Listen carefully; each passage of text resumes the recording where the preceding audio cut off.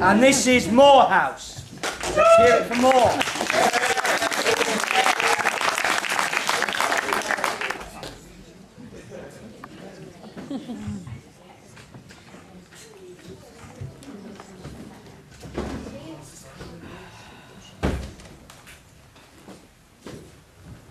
All right. Where's Teddy? Mortimer, where have you been? Well, I was starting to Travers to get a signature on Teddy's commitment papers. Mortimer, what is the matter with you? Running around getting papers signed at a time like this? Do you know what Jonathan's doing? He's putting Mr. Hoskins and Mr. Spinalzo in together. Oh, he is he? Well, let him. Is Teddy in his room? Teddy won't be any help.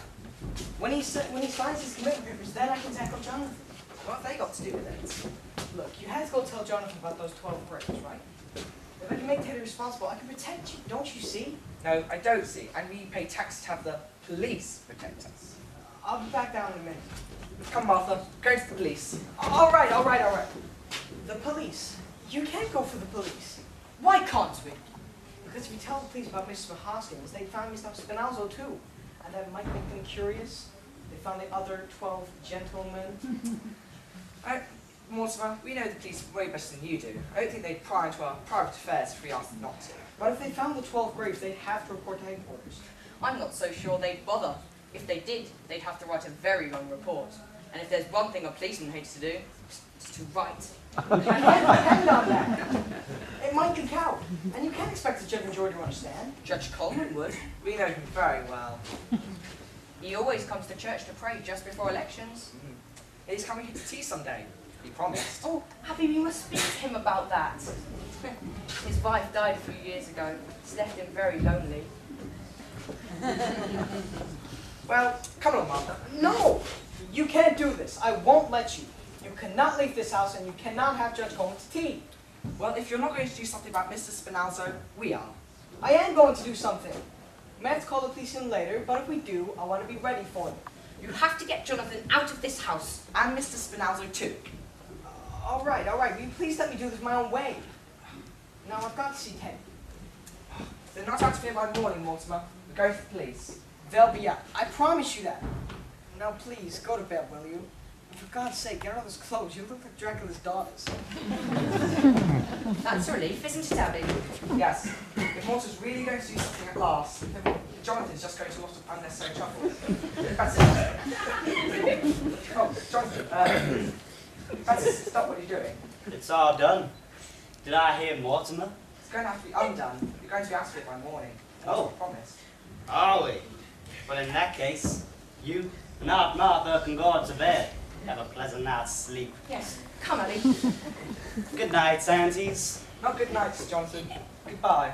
By the time we get up, you'll be gone. Mortimer promised.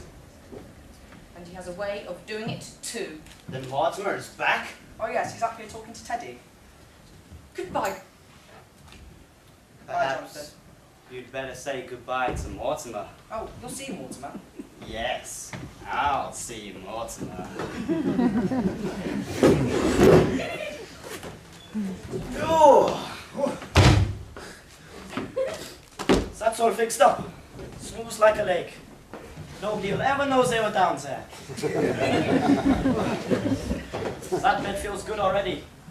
48 hours we didn't sleep. Come on, Johnny. We go up, yes? You're forgetting something, Doctor. What? My brother Mortimer! Oh, Johnny, tonight? We do that tomorrow or the next day. No, tonight, now! Johnny, please. I'm tired. And tomorrow I got to operate. Yes, you're operating tomorrow, but tonight we take care of Mortimer. Oh, Johnny, not tonight. Come on, we go to bed, eh? No. Look at me, Doctor. You can see this is going to have to be done, can't you?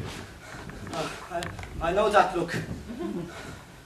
It's a little too late for us to dissolve our partnership. Okay, we do it. It's a quick way. It's a quick twist, like in London.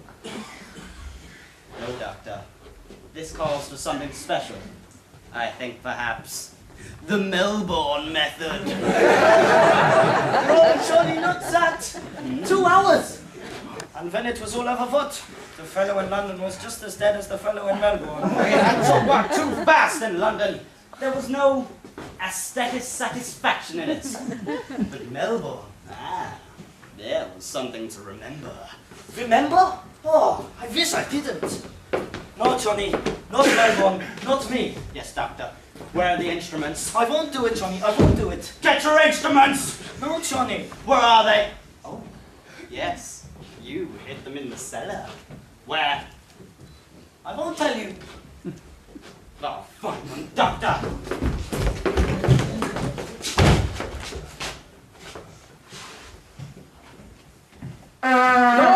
No, don't do that, Mr. President. I will not sign any proclamation without consult to my cabinet. But this must be signed in secret. A secret proclamation? How unusual. Japan must know until it's signed. Japan? I'll sign it right away. You have my word for it. Yes, let's go and sign it. You say here, a secret proclamation has to be done in secret. But at once, Mr. President. I'll have to put on my signing clothes. You go now, eh? No, Doctor. I'm waiting for something. Something important. Please, you go now. Dr. Einstein, I've nothing against you personally. You seem like a nice fellow, but just take my advice and get out of this house as soon as possible, as far away. Trouble, yeah? You get out. Okay, don't say I didn't warn you. I'm warning you. Get away quick. Things are gonna start popping around here any minute. Listen, Johnny's in a bad mood. And he's like this. He's a madman. Things happen. Terrible things. Jonathan doesn't worry me now. Kimmel! Don't those plays you see teach you anything? About what? Well, at least people in plays act like they got sense. That's more than you do. Oh, you think so, do you? You think people in plays act intelligently? We should sit through some of the ones that I had to sit through. Take the little opus I saw tonight, for instance. There's a man, he's supposed to be bright. He's living in a house with murderers. He ought to know he's in danger. He ought to be frightened. For instance, he's warned that he should get out of the house. But does he go? No. He stays there. Now I ask you, Doctor, is that what an intelligent person would do? You're asking me? He didn't even have sense to be frightened, to be on guard. For instance, the murderer asked him to sit down. Oh, you mean, won't you sit down? Believe it or not, that one was in there too. And what did he do? He sat down. Now, mind you, this fellow's supposed to be bright. So there he sits, just waiting to be trussed up. And, what do you think they used to tie him up with? What? The curtain cord. Why not? Good idea. Very convenient. A little too convenient. When a playwright's gonna use some imagination? The curtain cord. And he didn't see him get it? See him? He sat with his back to him. This is what we have to suffer through night after night, and they say the critics are killing the theater. It's the playwrights who are killing the theater. So there he sits, the big dope. This fellow's supposed to be bright, just waiting to be trussed up and gagged. You're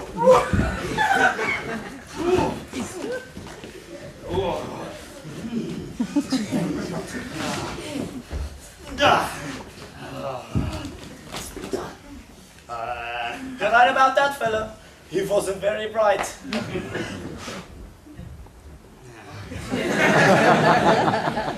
Now, Mortimer, if you don't mind, I'll finish the story.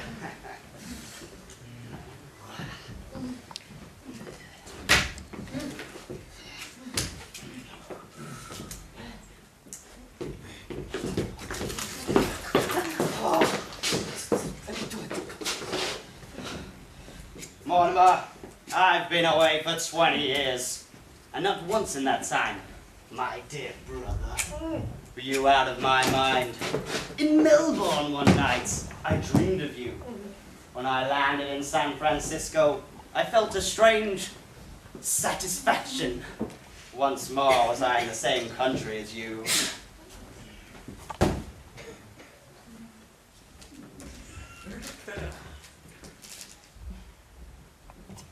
Now, Doctor, we go to work. Johnny, for me, it's a quick way. This must really be an artistic achievement. After all, we're performing before a very distinguished critic. Johnny! Doctor! Okay, we do it. Let's just get it over with, okay?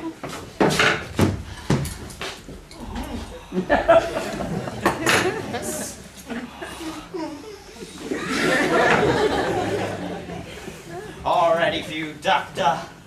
Wait, I got to have a drink. Can't do this without a drink.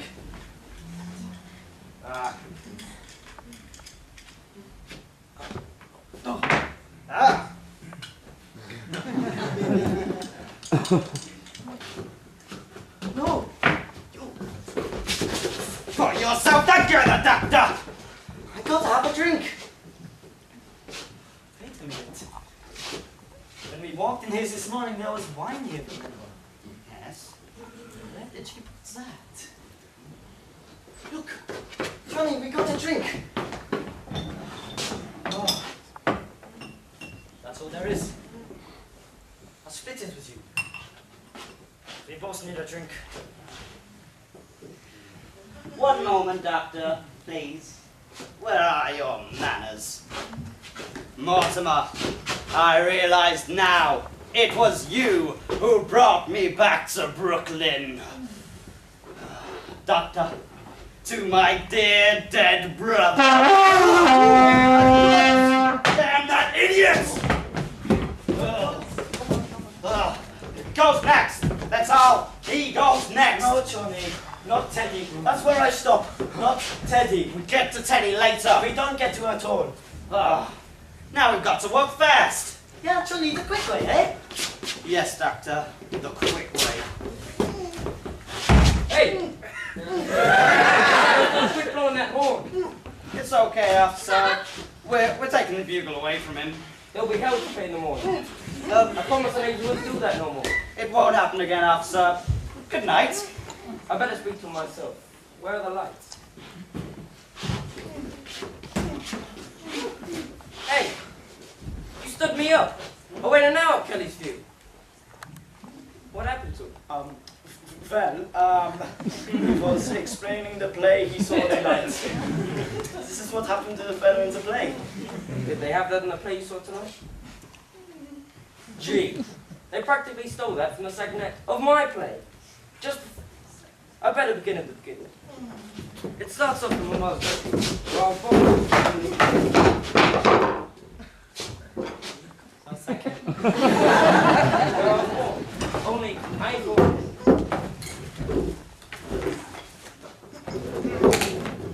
Wait, I want you here to fly.